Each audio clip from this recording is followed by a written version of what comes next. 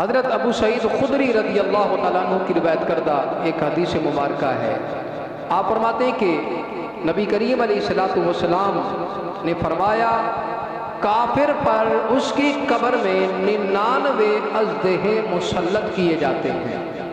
جو کافر ہے، اسلام کا انکار کرنے والا، آپ علیہ السلام نے فرمایا کہ اس کافر کی قبر پر جس نے نبی علیہ السلام کی رسالت کو تسلیم نہیں کیا، کلمہ حق اپنی زبان پر جاری نہیں کیا اور اسی باطل مذہب پر رہتے ہوئے دنیا سے چلا گیا، نبی رحمت علیہ السلام نے فرمایا کہ وہ کافر جو اس کنڈیشن میں یعنی کلمہ حق اس کی زبان پر جاری نہیں ہوا تھا مر گیا، جب قبر میں جائے گا 99 اژدہے سمجھتے ہیں نا آپ؟ ایک تو ہوتا ہے نا چھوٹا سا سانپ، دنیاوی سانپ آپ نے دیکھے ہوں گے، یہ سارے چھوٹے ہیں۔ اژدہا جو ہوتا ہے وہ بہت بڑا ہوتا ہے، اژدہا بہت بڑا ہوتا ہے۔ یہ چھوٹے چھوٹے سانپ جو ہے نا، یہ جتنے بھی ہیں اس کے سامنے کوئی ویلیو نہیں رکھتے۔ تو نبی رحمت علیہ السلام نے فرمایا کہ 99 اژدہے اس کی قبر پر مسلط کیے جاتے ہیں، اور آپ علیہ السلام نے فرمایا کہ وہ مسلط ہوں گے اور قیامت تک ان کفار کو ان کی قبروں کے اندر وہ ڈستے رہیں گے، یہ تکلیف ان کو تا قیامت پہنچتی رہے گی۔ اور پھر آپ علیہ السلام نے فرمایا کہ اگر ان اژدہوں میں سے کوئی ایک اژدہا وہ زمین پر پھونک مار دے تو آپ علیہ السلام نے فرمایا کہ زمین پر تا قیامت کوئی سبزہ نہ اگے۔ وہ اژدہا اگر زمین پر پھونک مار دے اپنی تو زمین سبزہ اگانا چھوڑ دے گی۔ اب آپ خود سمجھ جائیں کہ کس قدر جو ہے سخت ترین عذاب کافروں کی قبروں پر مسلط کیا جائے گا۔ تو گرامی قدر حضرات، مجھے اور آپ کو ذرا غور و فکر کرنی چاہیے کہ ہم کس قدر جو ہے عالم برزخ کی تیاری کر رہے ہیں، کس قدر جو ہے ہم اپنی فکر میں لگے ہیں، غفلت کی دنیا سے کب ہم بیدار ہوں گے۔ خدارہ میں بارہا کہتا ہوں کہ ہمیں چاہیے کہ ہم اپنا قبلہ درست کریں۔ مسلمان ہیں تو مسلمان ہونے کا ہمیں چاہیے ہم حق ادا کریں، نام کے صرف مسلمان نہ بنے، کام کے مسلمان بنے ہم۔ آج حالت یہ ہے ہماری کہ ہمارے محلے کی مساجد ہوتی ہیں وہ ویران پڑی ہوتی ہیں، صرف جمعے کے جمعے جو ہے نمازی نظر آتے ہیں، کھچا کھچ مساجد بھر جائیں گی، باقی دنوں میں کیا ہوتا ہے؟ نمازی گنتی کے نظر آتے ہیں۔ تو دوستو، کیا باقی 5 نمازیں ہم پر فرض نہیں ہیں؟ یہ نماز تو وہ ہے جس کے بارے میں سب سے پہلا سوال جو ہے قیامت کے دن نماز کے بارے میں ہوگا۔ ہر حالت میں ہم پر فرض کی گئی ہے۔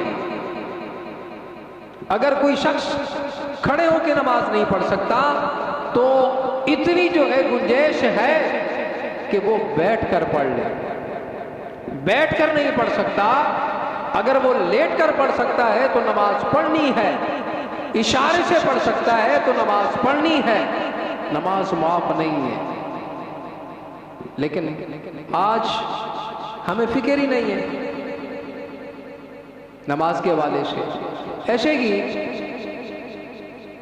حضور نبی کریم علیہ السلام کی ایک اور حدیث مبارکہ، حضور نبی رحمت صلی اللہ علیہ وسلم جسے حضرت زید بن ثابت یہ روایت کرتے ہیں، حضرت زید بن ثابت رضی اللہ تعالیٰ عنہ آپ روایت کرتے ہیں کہ حضور نبی رحمت صلی اللہ علیہ وسلم بنی نجار کے باغ میں گئے، آپ صلی اللہ علیہ وسلم ایک خچر پر سوار تھے. خچر سمجھتے ہیں نا؟ گھوڑے سے تھوڑا چھوٹا ہوتا ہے، گدھے سے بڑا ہوتا ہے. اس پر آپ علیہ الصلوۃ والسلام نے سواری کی.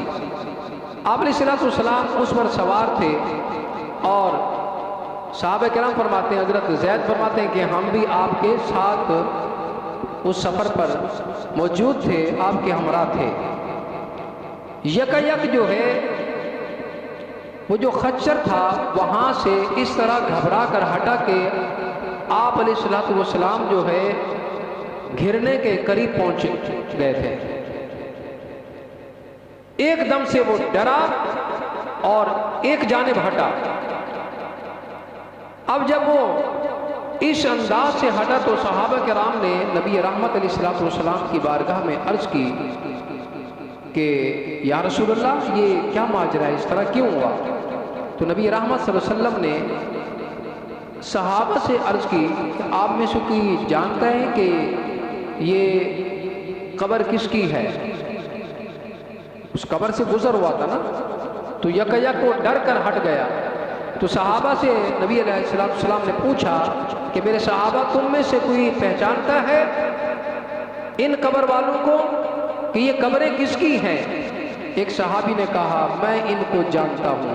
آپ علیہ السلام نے فرمایا یہ کس حالت میں مرے ہیں؟ تو نبی رحمت صلی اللہ علیہ وسلم کی بارگاہ میں صحابی عرض کرتے ہیں یا رسول اللہ صلی اللہ علیہ وسلم یہ شرک کی حالت میں دنیا سے روانہ ہوئے تھے. پھر آپ صلی اللہ علیہ وسلم نے فرمایا کہ اگر یہ خوف نہ ہوتا کہ مردوں کو دفن کرنا تم چھوڑ دو گے، مجھے اگر یہ خوف نہ ہوتا کہ مردوں کو دفن کرنا تم چھوڑ دو گے تو آپ علیہ الصلوۃ والسلام نے فرمایا کہ میں اللہ سے دعا کرتا اللہ رب العالمین تم کو عذاب قبر سنا دیتا جیسا کہ میں سنتا ہوں. آپ علیہ السلام نے فرمایا جیسا کہ میں سنتا ہوں.